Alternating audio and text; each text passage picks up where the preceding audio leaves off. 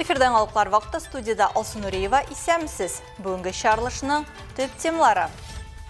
Узган ел Дәүләт Думасы тарафынан Россия гражданнарына банклар һәм микрофинанс оешмалары белән куллану кредиты бирү турында килешү төзүне тыю мөмкинлеге бирә торган закон кабул ителде. Олдан хәстәрен күрәсе. Бөгелмәле исеменә микрокредит рәсмиләштергәннәр. Зур Сукаш авылы җирлегендә барлыгы 176 пенсионер, аларның барысы да безнең актив. Пенсиядән соң яңа тормыш. Ознака ветераннары узган елга нәтиҗә ясый. Нордуган безнең ише нур туган, ягъни кояш туган дигәнне аңлата.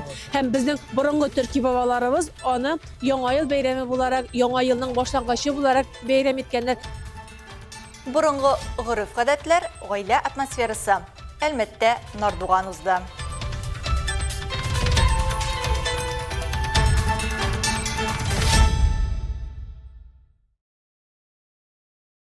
Бөгелмәдә яшәүче иратка кыргылдарлар микрокредит рәсмиләштергәннәр. Бу ялган бурыч турында ул телефонына хәбәр килгәч кенә белә. Әлеге хәлне кыргылдарларга эләккән яшәүче безнең хәбәрчебезгә үзе сөйләде. Тулырак Алсу Әхмәтҗанова материалында. Кыргылдарлар турында күптәннән ишетеп белсә дә, Бөгелмәдә яшәүче аларның тузагына беренче тапкыр эләккән. Күз ачып йомганчы бурычлы да булдым, дип сөйли ул. Кыргылдарлар урлаган шәхси мәгълүматны кулланып, интернет челтәрендә тиз бурычлар рәсмиләштерүен моңа хәтле ишеткәне булмаган. Кредитның барлыгын белмәдем, бернинди хәбәр дә, кодлар да килмәде. Мин иң беренче эш итеп бу кредитны кайтару өчен счетны күрсәтелгән банкка бардым. Анда минем шәхси счетны тикшердек. Микрокредитлар конторасыннан бернинди үтенечләр, түләүләр булмаганын ачыкланды. Деньги кайнар линиясе аша шалтыратырга тырыштым. Анда әгәр сез кредит алмасагыз, бу кредитка дәгъва җибәрергә куштылар. 5 көн эчендә банк куркынычсызлык хезмәте моны караячак диделәр. Хәзер карар көтәм. 3 көн үтте. Бу очракта сума зур түгел, ләкин бу ялган бурычка инде пениларда үсеп өлгергән ди егет. Гомуми зыян 18 000 сум тәшкил итә. Ул шунда ук полициягә мөрәҗәгать итеп гариза яза. Бу хатта контракт номеры да, кредит алынган дата да юк. Банкта бер хезмәткәр миңа бу микрозайм декабрь ахырында рәсмиләштерелгән диде. Чөнки процентсыз микрозайм 21 көн дәвам итә. Аннары штрафлар килә. Полиция хезмәткәрләре әйтүенчә, мондый күренми торган кредитны рәсмиләштерү өчен җинаятьчеләргә паспорт мәгълүматлары яки популяр сервистагы шәхси кабинетта җитә ди. Бурычка эләкмәс өчен хокук саклау органнары хезмәткәрләре гражданнарны алдан кошелекне саклап куярган ди. Белгәнебезчә, узган ел Дәүләт Думасы тарафынан Россия гражданнарына банклар һәм микрофинанс оешмалары белән куллану кредиты бирү турында килешү төзүне тыю мөмкинлеге бирә торган закон кабул ителде. Законның максаты россиялеләрне мошенниклардан саклау. Әлеге проект урланган шәхси мәгълүматны кулланучы явыз ниятле кешеләрдән саклаячак. Әмма кредитлар рәсмиләштерүне тыю ипотекага, автокредитка һәм дәүләт ярдәме белән белем алу кредитына кагылмый. Моның өчен кеше күп функцияле үзәккә барып яки дәүләт хезмәтләре порталы аша ел дәвамында үз исеменә бернинди кредит рәсмиләштермәүләрен сорап, гариза язарга тиеш. Әлеге тыю банкларның гына түгел, микрофинанс оешмаларының акчасына да кагыла. Кредит алуны тыю турында гариза язганда СНИЛС номерында күрсәтергә кирәк булачак. Кешенең планнары үзгәреп, ел дәвамында кредит алырга кирәк булса, ул күп функцияле үзәк яки дәүләт хезмәтләре порталы аша янә гариза язарга тиеш булачак. Бөгелмә кешесе полиция аша законсыз бурыч алу турында бәхәс алып барганда, йөзләгән кеше бу хәлне урап уза ала. Әгәр госуслугига кереп 2 минут эчендә тыю куйсам, бу очракта куркынычсызлык бәясе сезнең вакытыгызның берничә минутына тигез, ди полиция хезмәткәрләре. Алсу Әхмәтҗанова, яңалыклар вакыты, Луч Әлмәт телекомпаниясе.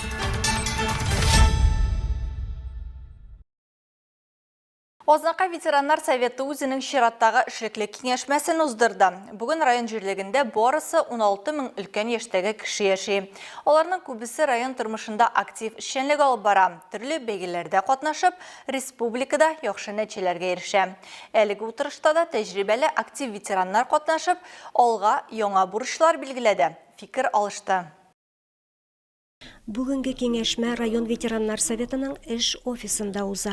Очрашу барышында якын арада узачак чараларны оештыру турында да сүз булачак. Күн тәртибе буенча узган елда башкарылган эшчәнлеккә йомгак белән ветераннар советы рәисе Миләүшә Рәшитова чыгыш ясады. Ул шулай ук алда торган мәсьәләләр, әһәмиятле чаралар, аларны оештыру нечкәлекләренә дә тукталды. Сез инде барыгызда барлык пенсионерлар белән эшне оештырасыз. Сезнең белән эшне нигездә инде без оештырабыз. Безгә отчетлар бирелә, планнар төзелә, һәм инде гомумән бергә эшли торган эшләрне яңадан тагын сезнең белән киңәшләшеп планлаштырабыз. Район күләмендә үткәрелә торганнарын мин инде сезгә бик зур рәхмәтле. Киңәшмәдә быел җөмһүриятебез күләмендә өлкән яшьтәге ветераннар катнашында узачак Балкыш фестиваленә әзерлеккә аерым басым ясалды. Бу фестиваль Татарстан Республикасы региональ ветераннар оешмасы инициативасы белән үткәрелә. Җитәкчеләр белдерүенчә, бу чара иң элек авыл җирлекләрендә үткәрелеп, алга таба район мәдәният сараенда гала-концерт узачак. 9-нчы Республика фестиваленең зона этаплары 2026 елның мартыннан апреленә кадәр үтәчәк. Финал этабы исә май аенда булыр дип көтелә. Ветераннар белән очрашуда район башкарма комитеты җитәкчесенең социаль мәсьәләләр буенча орынбасары Дамир Гыйләҗев та катнашып, районда өлкән яшьтәге кешеләр өчен тудырылган уңайлыкларны санап, аларга игътибар кирәклегенә, җирлегебездә яңа идеяләрне гамәлгә кертеп җибәрү кирәклегенә басым ясады. Утырышның актив катнашучылары арасында Зур Сукаеш авылы ветераннар советы рәисе Нәҗибә Шәйхулова да бар иде. Ул бу вазифаны инде 10 ел алып бара. Зур Сукаеш авылы җирлегендә барлыгы 176 пенсионер. Аларның барысы да безнең актив. Менә 2075 еллыгына карата республикада игълан ителгән конкурста катнашып, республикада беренче урынны алган идек. Аннан соң былтыр менә 2024 елда тоже конкурста катнашып, республика буенча 2нче урынны алдык. Төп эшчәнлегебезне балаларга патриотик тәрбия бирү, өлкәннәрне игътибардан калдырмау юнәлешендә алып барабыз ди ветераннар. Очрашу барышында шулай ук өлкәннәрне кызыксындырган сораулар каралды. Волонтерлык хәрәкәте хакында җитди сөйләшү булды. Илмира Шәрифуллина, Алмаз Иксанов, Яңалыклар вакыты, Луч, Әлмәт телекомпаниясе. Районда хисап җыелышлары дәвам итә. Халык шәһәр җитәкчелеге белән очрашып, актуаль мәсьәләләр буенча фикер алыша. 17нче мәктәптә 8 һәм 8А территориаль иҗтимагый үзидарәләре узган елга нәтиҗә ясады. Подвалларда канализация суы җыелган, кайбер өйләрдә җылылык юк, домофоннар эшләми һәм башкалар. Халык әйтүенчә, проблемалар күп һәм аларның шешелешендә өмет күренми. Жилищную-инспекцию напишешь, штрафуют, толку нету. Әнисә Ималиева 20 елдан артык Ленин урамындагы 55-нче йортта яши. Соңгы 3 елда подвалда су барлыкка килү проблемасы белән көрәшә. Аларның йортында кафе һәм икмәк пешерү цехы урнашкан. Яшәүчеләр фикеренчә, калдыклар агызулары нәтиҗәсендә канализация трубалары даими тыгылады. 3нче торак эксплуатация идарәсе слесарьлары подвалга килеп киткәли. Әмма вазгыять үзгәрми. Мне придется, наверное, пригласить главу на экскурсию в подвал. Ребята, извините, пожалуйста, если вы сами в ЖЭУ не можете это сделать, пригласите специалиста, заплатите. Алар трубаны алмаштырырга яки гомумән җәмәгать туклану пунктларыннан башка канализация трубасы чыгаруны сорыйлар. Ленин урамында урнашкан 71-нче йортта яшәүчеләрендә шундый ук мәсьәлә борчый. Инде бер ай буе подвалда су, подъезд дымлы диялар. Полный месяц вот уже. 31 числа Побелкой пахнет в подъезде. Давайте я вам объясню. Әлеге өйгә алсу идарәче компаниясе хезмәт күрсәтә. Вәкилләре проблема турында белә һәм моның өстендә эш башланган диләр. Подвалда үзәк җылылык системасы бик начар хәлдә дип ассызыклый. Неделю назад мы все заменили. Сейчас до задвижек у нас получается большую часть именно розлива центрального отопления мы заменили. Сейчас у нас такой проблемы не будет. Нина Айнетдинова җылылык булмаудан зарлана. Аның фатирында 18 градус. Кичләрен электр приборлар ярдәмендә җылынып йокларга ятабыз ди. Боковые однокомнатные квартиры на первый этаж, там вообще бы 3 зрителя. Нету, я не знаю, в том году мы так не получились отопление. В этом году это что-то нонсенс. Засонов урамындагы 10нчы йортта да җылы юк. Әмма белгечләр анда тиздән җылылык торгызылачак дип аңлатты. Котельнида кирәкле эшләр булган. Микрорайондагы йортларга 3нче һәм 7нче номерлы торак эксплуатация идарәләре, Алсу, Жилбыт сервис М һәм Әлмәт идарәче компанияләре хезмәт күрсәтә. Район небольшой, но обслуживающих достаточно много.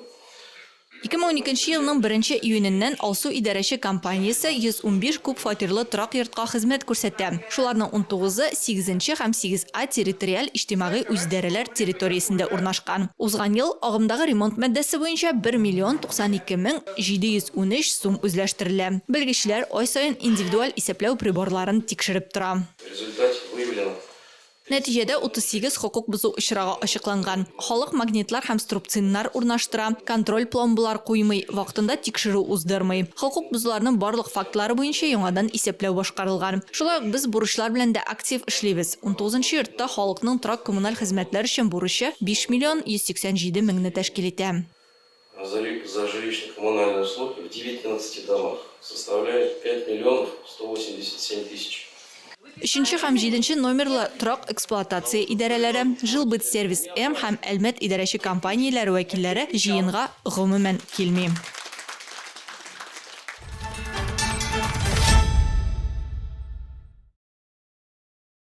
Әлмәттә күрше проекты буенча халык бәйрәмнәре дәвам итә. Чираттагысы Яшьлек микрорайоны халкы өчен булды. Бер исемдәге скверда күршеләр өчен Нардуган бәйрәме узды. Нардуган безнең ише нур туган, ягъни кояш туган дигәнне аңлата. Һәм безнең борынгы төрки бабаларыбыз аны Яңа ел бәйрәме буларак, Яңа елның башлангычы буларак бәйрәм иткәннәр. Әлеге бәйрәм белән төрле гореф-гадәтләрдә бәйле һәм шуларны бүген әлеге чараны оештыручылар үзләренең очрашуында күрсәтеп үтәргә булдылар.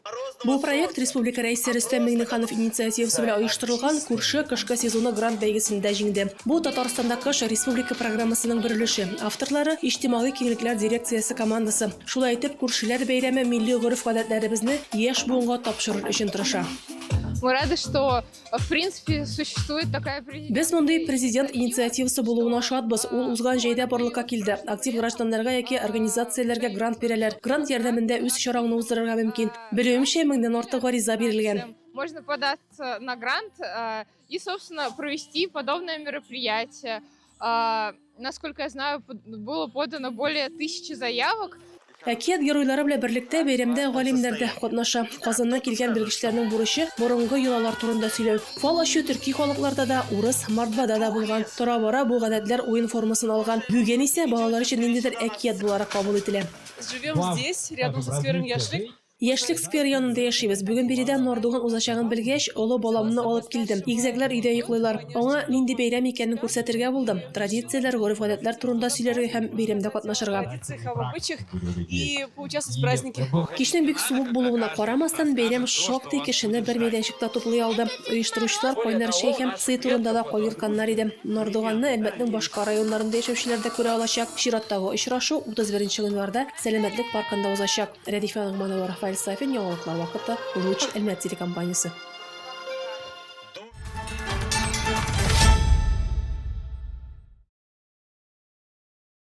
8-нче миле картинг клубында күптән көтелгән спорт чараларының берсе узды. 11 команда Татспецтранспорт идарәче компаниясенең 18-нче спартакиадасы кысаларында картинг буенча ярышларда катнашты. Адреналин, тизлек, моторлар үкерүе, янган резина исе һәм хушны алырлык финал катнашчылар һәм тамашачылар хәтерендә озакка калачак. Ярышларның ничек узуы турында алдагы материалда.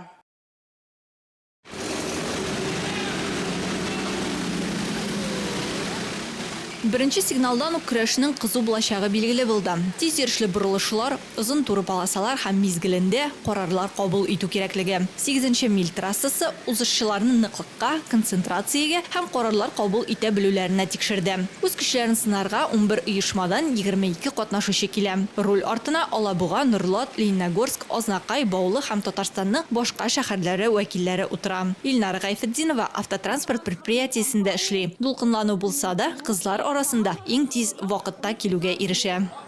Мин транспортный компанияда эшлим. Үзем дә рульда йөрим 15 ел. Шунарга мин курыкмыйча утырдым рульга. Бик тиз генә йөреп чыктым. Һәм дә миңа бик булыштылар минем коллегаларым. Алар миңа көч, энергия биреп тордылар. Ярышлар шәхси һәм команда зачетында узды. Һәр катнашучы бүтән осталыгын, җиңүгә омтылышын һәм квалификация узышларында үзенең иң яхшы вакытын күрсәтергә тиеш иде. Спецтранспортта картинг буенча ярышлар беренче тапкыр оештырыла һәм катнашучылар әйтүе буенча транспорт өлкәсендә эшләүчеләр өчен бу спорт төрен спартакиадага кертү күптән инде кирәк иде. Командалар үз хезмәттәшләре өчен җан атып, оптималь траектория киңәш итте һәм һәр узышны тында алмыйча диярлек күзәтеп бардылар. Картинг является очень близким видом спорта для нашего предприятия, так как мы транспортная компания. Основная цель этого мероприятия, конечно, в первую очередь это сплочение коллектива. Обязательно, чтобы коллектив у нас оздоравливался, то есть вел здоровый образ жизни. Ну и время проведения вместе, общение с ребятами, так скажем, друг другом. Лидерлар һәр вакытта да үз позицияләрен саклап кала алмады. Стартта артта калучылар беркем дә көтмәгәндә беренче урыннарга чыгуга иреште. Нәтиҗәләрне алдан фаразлап булмавы ярышны тагын да кызыграк итте. Катнашучылар трассада үзләре өчен нинди тактика сайлады һәм җиңүче исеменә кайсы команда лаек булды. Бу хакта иртәгә 30 январьда спортивный регион тапшыруында сөйләрбез.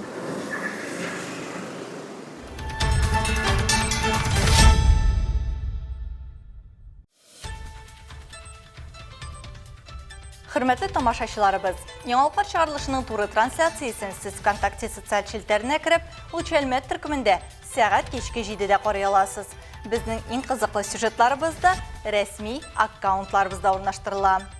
Бүгенге чыгарылышта шулар иде. Мин Алсынуриева һәм монтаж операторы Динара Гайнетдинова сезнең белән сау булашабыз. Исән сау булыгыз.